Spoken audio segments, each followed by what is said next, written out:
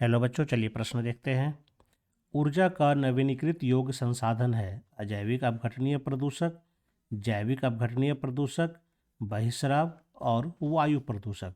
तो चलिए सबसे पहले हम समझते हैं इसकी मुख्य अवधारणा को।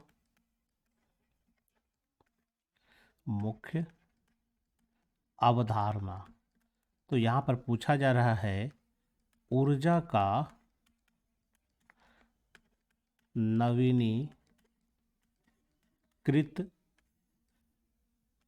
योग्य संसाधन।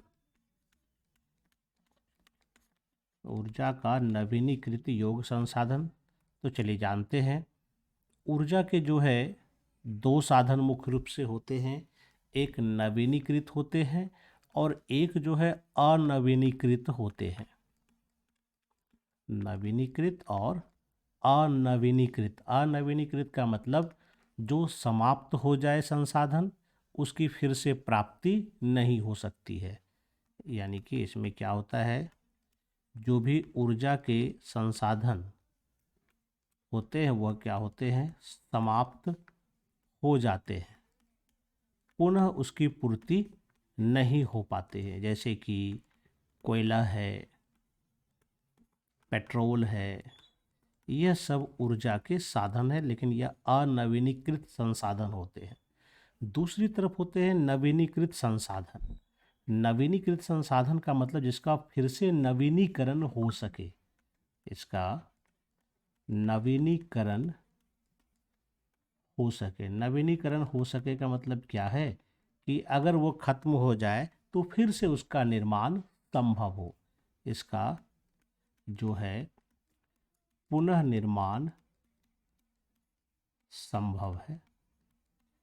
जैसे अगर उदाहरण इसका हम देखें तो कई प्रकार के पदार्थ है जो नवीनीकरण हो सकता है। कुछ अपघटनीय होते हैं तो कुछ अनअपघटनीय होते हैं। जैसे कि सौर ऊर्जा है, यह समाप्त हमारा नहीं होता है।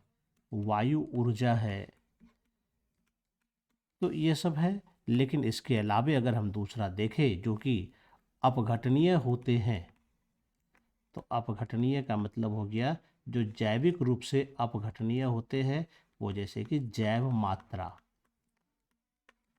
जैव मात्रा का मतलब हो गया पेड़ पौधे या फिर कोई जंतु है, इसके मृत होने के बाद भी फिर से इसकी प्राप्ति हो सकती है। यानी अगर पेड़ अथवा जंतु के द्वारा अगर हम ऊर्जा प्राप्त करते हैं तो वो कहलाता है हमारा जैविक अपघटनीय।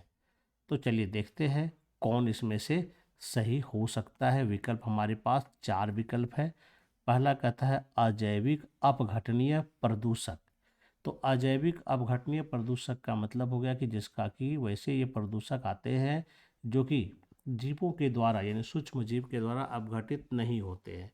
तो ऐसे ऊर्जा का नवीनीकरण संसाधन ये नहीं हो सकता, यानी इसका नवीनीकरण संभव नहीं है। यानी कि ये जो हो सकता है अगर इससे ऊर्जा मिलती है तो ये अनवीनीकृत संसाधन होगा, अर्थात ये हमारा उत्तर नहीं हो सकता है।